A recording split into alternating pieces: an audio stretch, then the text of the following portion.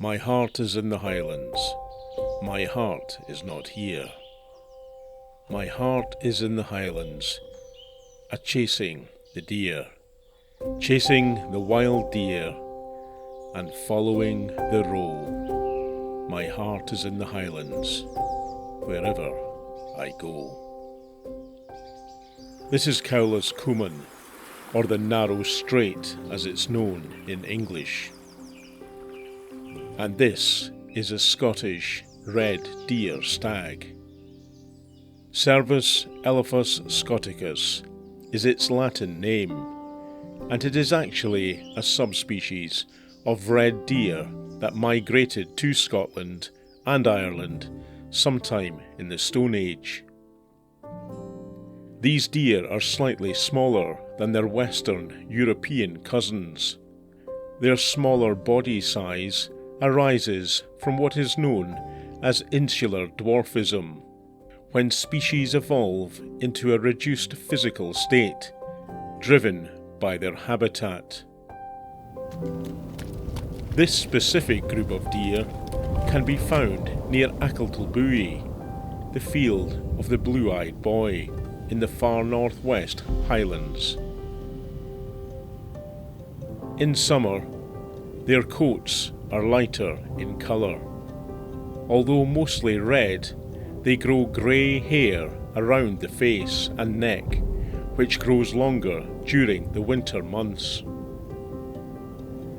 The Scottish red deer, which are believed to number around 500,000, are mostly found in the Highlands and Islands, but in recent years there have been reports of them being spotted in the Scottish borders. In Loch Assynt in Sutherland, near to the 15th century Ardvrek Castle, another group of Scottish red deer can be found. At Cregnan Uiv, 4 natural limestone caves can be found just to the south of where these deer now roam without limit. These vast natural shelters have given scientists a huge insight into ancient life in this area. In 1889, geologists discovered huge quantities of animal bones, as well as human remains dating back to the Ice Age. We now know Mesolithic people living in this area over 8,000 years ago were hunting a wide range of animals. Over 10,000 sets of red deer and reindeer antlers have been found in these caves, indicating the caves were a site where these animals were butchered and consumed by our ancient relatives. Archaeology has also revealed that as well as the deer, wolves, wild horses, lynx, bears, and Arctic foxes once thrived here in huge numbers. Today, there are no apex predators left to control the deer, despite an annual cull of 100,000 a year by land estate workers. The Forestry Commission believes the continuing rise of Scottish red deer poses the biggest threat to Scotland's native ancient woodlands. This location was once covered in Scots pine trees, although human interference is to blame for most of Scotland's deforestation. Climate change has also played a role. Rising global temperatures mean the deer are giving birth on average 3 days earlier with every passing decade. This is changing the genes of the deer, which selects for earlier birth, which in turn increases the general population. Scientists studying these deer say it represents documented evolution in action. In the south of Scotland, roe deer dominate. These deer are found all over Europe and even as far east as northern Iran. They are much smaller than their Highland counterparts and mostly inhabit woodland areas. During the summer months, their coat becomes noticeably redder in colour, but this becomes more brown and grey during winter. The males shed their antlers every year in October once the rut is finished. They prefer to live a solitary life until the mating season, but do form loose groups during winter. They are most active at dawn and dusk. Uniquely among deer species, the roe deer can delay the implantation of their embryos. Scientists believe this is an evolutionary trait that came about to avoid conflict with larger red deer during the breeding season. Roe deer birth in May and June. The fawns are not capable of moving quickly, so for the first 2 months of their lives, the kids will lie mostly still, hidden in tall grass in woodland areas.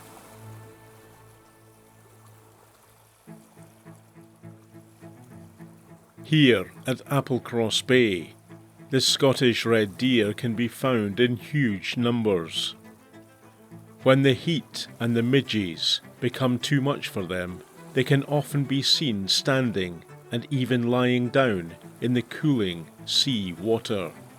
Scottish red deer are also excellent swimmers and are found on almost all of Scotland's western islands, either having swam there or descended from red deer who swam out to those islands. This sheltered location attracts a wide variety of animals, including pine martens, foxes, and even the occasional solitary Scottish wildcat.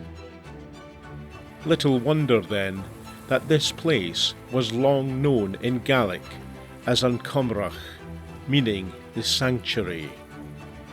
In the 7th century, the Irish missionary monk Mihal Ruba, who was later canonized, established a monastery here in 673. After St. Columba, Mihal Ruba was the most popular saint in northwest Scotland. His grave lies in a church cemetery among the buildings you can see here, where only the red deer come to pay their respects today. The Applecross Peninsula remains very isolated to this day, with only 2 roads providing access, including the notorious and treacherous Bealach na Ba, the Pass of the Cattle. This isolation has, however, allowed the iconic red deer to thrive and to flourish. The stag population alone numbers around 450 individuals, but unlike elsewhere in Scotland, the population has remained stable over the past 20 years. Back in the Scottish borders, the roe deer are getting ready to mate. It is estimated that Scotland has around 350 roe deer. Like the red deer, the population is increasing significantly year on year. Although they are found on some Scottish islands within the Inner Hebrides, they are absent elsewhere, unlike the red deer.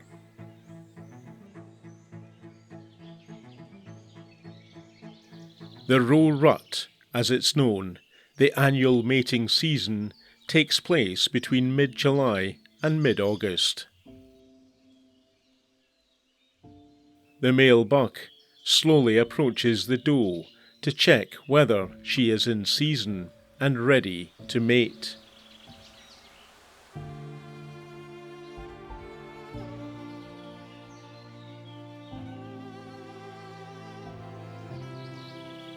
They have a distinct mating ritual, however, that involves the buck chasing the doe around in wild circles, called roe rings.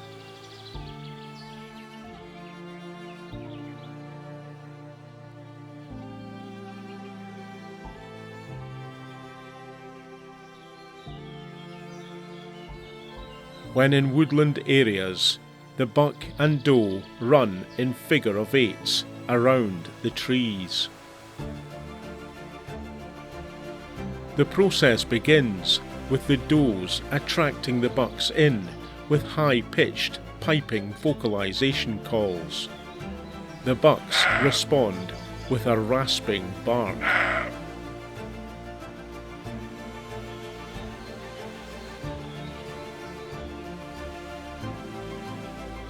If other bucks are around at the same time, territorial fights can break out that can lead to serious injury.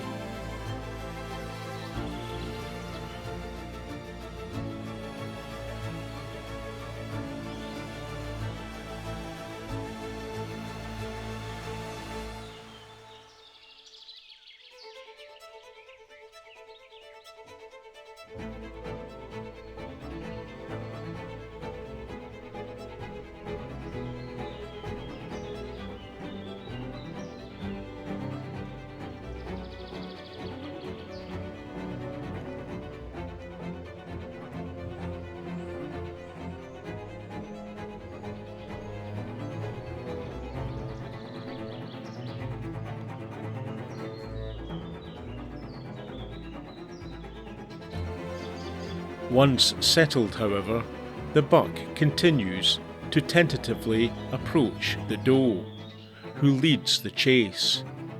She does this to test the strength, stamina and fitness of the suitor.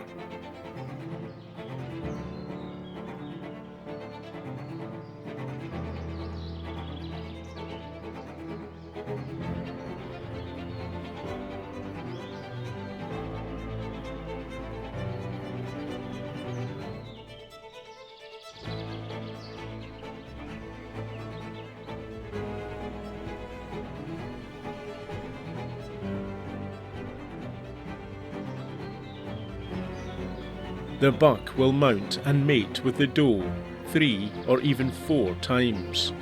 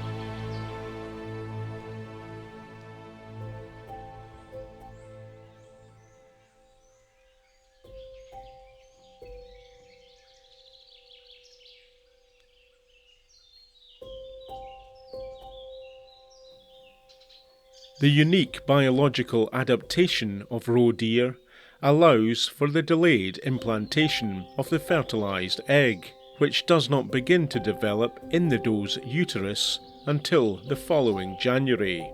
This helps ensure that the fawns are not born into a harsh Scottish winter.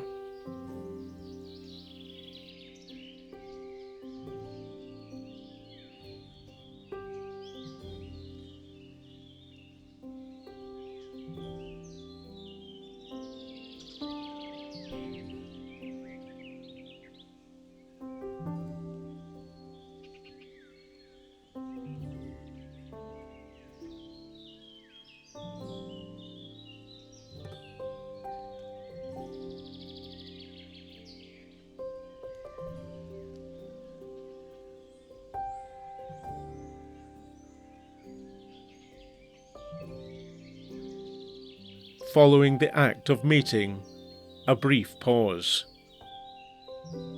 before the chasing begins again.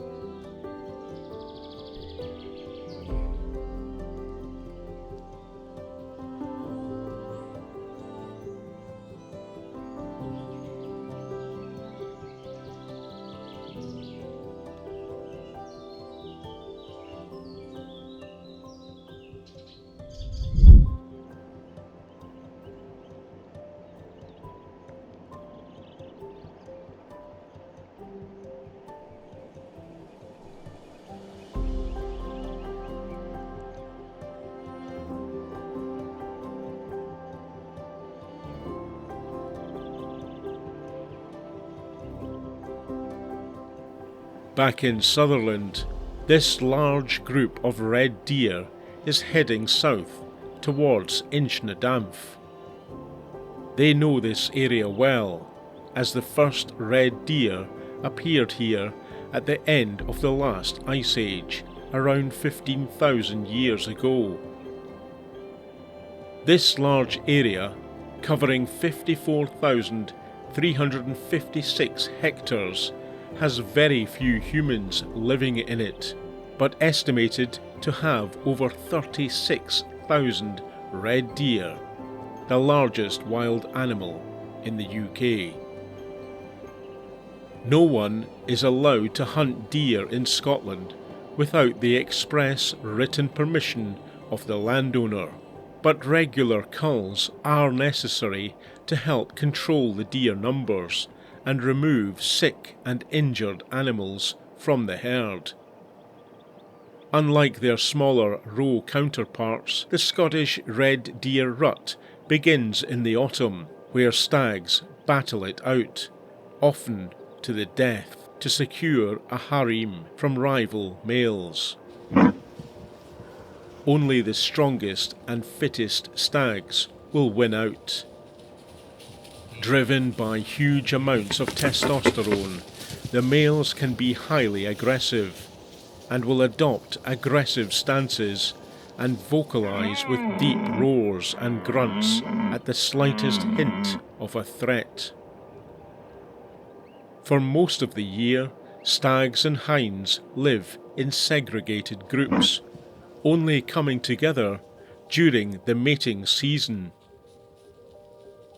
The matriarchal groups of hinds will have a dominant female, whilst the bachelor groups of stags form linear hierarchies.